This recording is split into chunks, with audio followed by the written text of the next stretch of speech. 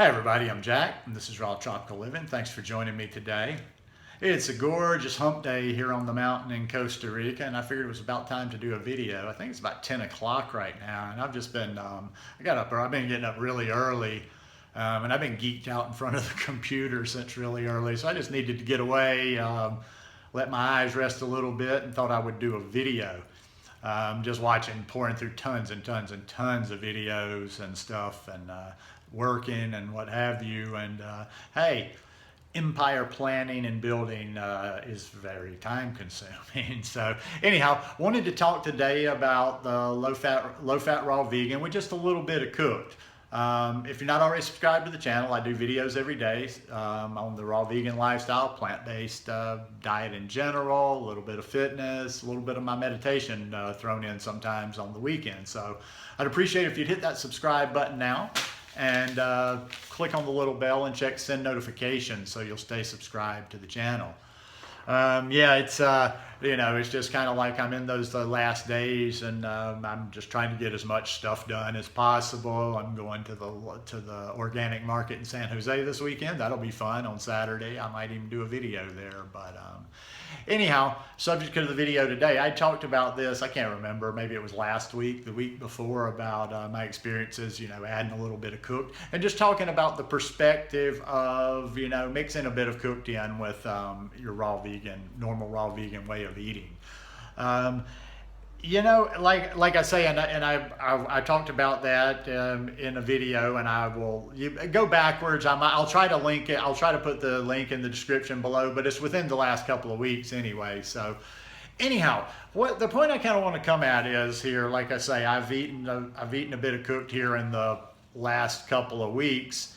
Last couple of weeks, simply because I'm leaving Costa Rica for a while. There's a few things I just really like down here. Yuca's on that list. There's kind of a squash pumpkin thing called ayote, green plantains. Let's see, I had a few of the sweet potatoes.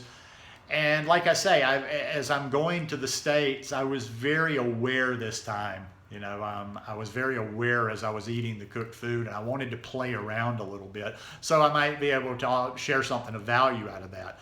And that's basically what I talked about in the last video. But I just wanted to talk about it from the perspective of people not being stubborn and not like getting caught up in this extreme thing of raw is law. Now, if you're already doing raw vegan, there's really no purpose.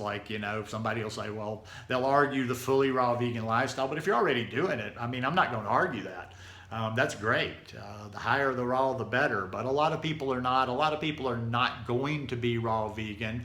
But ironically, a lot of people would probably get to a higher version of raw, or that fully raw, if that's what they're seeking, if they weren't so fanatic at the stage they're at about everything must be raw. They're always looking at the extremes, and also too, like I say, people have to look at this subject as black and white. Like if you eat that bite of cooked food, you're going to eat cooked food all the time, or you either have to just keep raw all the time, 24/7, never let a piece of cooked food slip in. And what happens to people, honestly, a lot of times, if you just had part of your strategy moving towards higher raw, just adding in a little bit of cooked food with that raw food is like a safety valve. It's kind of like letting off the pressure to a boiling pot.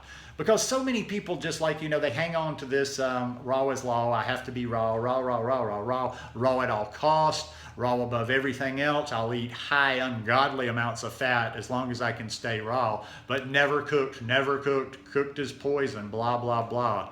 You've heard all the cliches and stuff that the people try to throw out there. But so they hold on and they hold on and they hold on, and you can see you can always tell when the wheels are about to come off the bus, or I can anyway. I can see them. I can watch their post. I can just see it coming, and they hold on for so long, and then they can't hold on anymore. They've got to have their cooked food, and they just flip out, and they eat stuff, and they go way off the rails, and they go way off of how they normally eat. And I don't think that was necessary. Sometimes it could have just been as simple as just accepting where you're at on your journey, and just incorporating a little bit of raw food in with your meals until you're ready to drop it, and not necessarily waiting until you're just absolutely just like psychotic, I have to have cooked food before you eat a bite of it. And then like by the time you get into that mode, it's kind of like the whole thing about being hungry. You don't make the good choices once you're hungry. By the time you get into that mode, you're kind of like, you're just going to spin out.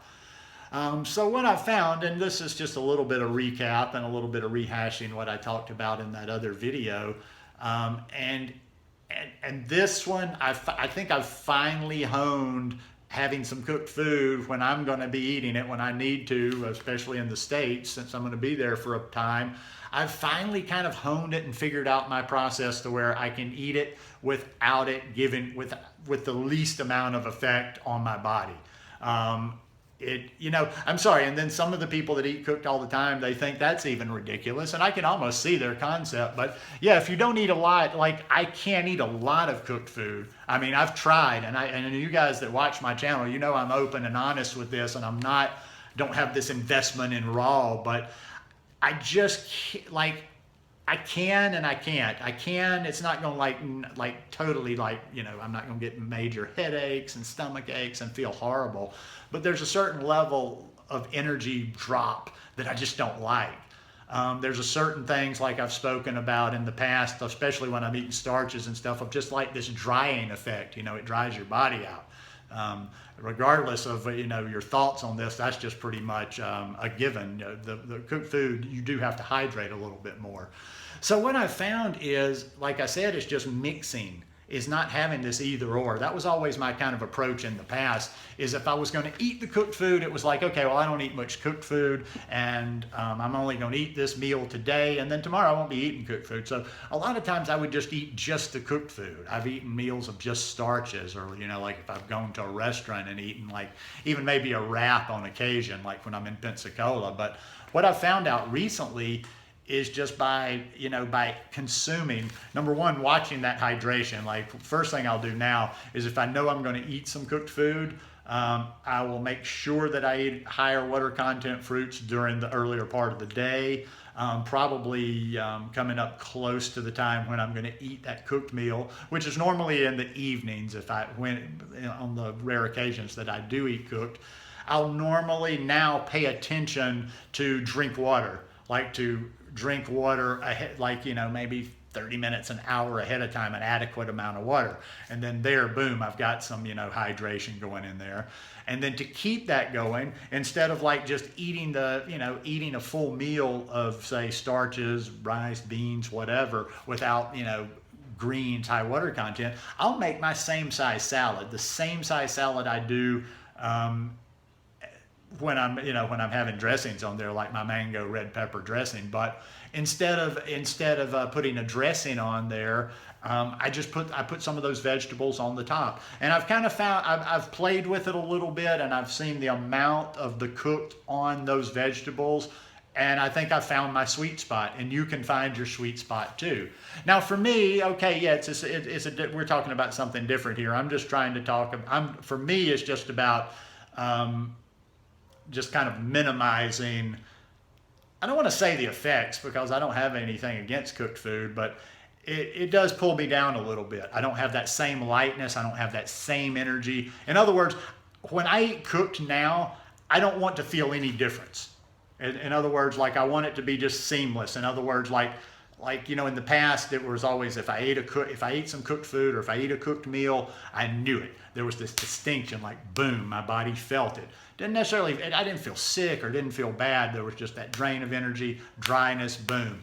Now I like it to be seamless. I like to kind of if I eat cooked, I manage it like that.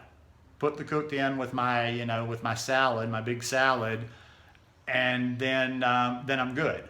And then I don't feel that. I don't feel a difference. The last 2 times doing that, I didn't feel any difference. From the day, I didn't feel that drop, or I didn't feel that big change after eating that cooked food like I had in the past. So, like I say, we have a saying in the South, I don't know if this is everywhere, don't cut off your nose to spite your face.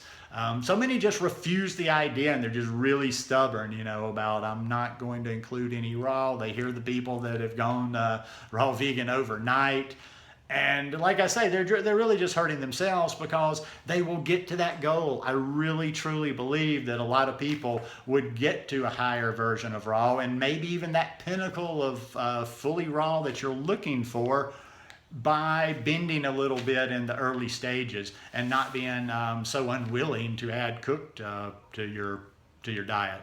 Like I say, that's the reason I'm always kind of like hinting, cautioning about who you listen to out there, where you're putting your attention, what kind of groups you're in. That shit gets into your head when you're constantly hearing raw is poison and all these just little things. It's all about raw. I just can't be in that atmosphere anymore where it's all about raw. Like they've even there's not even a lot of discussion about like the health, nutrients, anything like that. It's just simply between raw and cooked. And I mean, honestly, for me, then that's just me. I just don't have any interest in putting all my thought into that all the time. But like I say, little tricks will get you there. But just don't worry. Don't be fanatic about the percentage of rawness that you're at, and don't be too proud to use a process to get there, and don't be too proud to use the cooked food. If you need to use that cooked food as training wheels for a while, and you can ease off those training wheels, like I've said in other videos before, this is one a while back, you can wean off of that. If, depending on where you are, depending on how much you get those cravings for cooked food, you can have those big salads like that with some cooked on there, and you can, at your pace, you can slowly decrease the cooked food you're putting on there. You can decrease the nights that you're having cooked food. Maybe you get into a pattern of one night you eat that big salad and you make yourself a nice, healthy, fresh, raw dressing. Then the next night you make that same big salad and you put yourself some cooked vegetables on there. Simple, just like that. Just like I say, just don't get caught up in the fanaticism. We're here about the health. We're here. This is about long-term longevity. So it may take take as long as you need to get there. Anyhow, hope you guys enjoyed this one. If you like it, please give me a thumbs up, and I'll see you again tomorrow. Peace.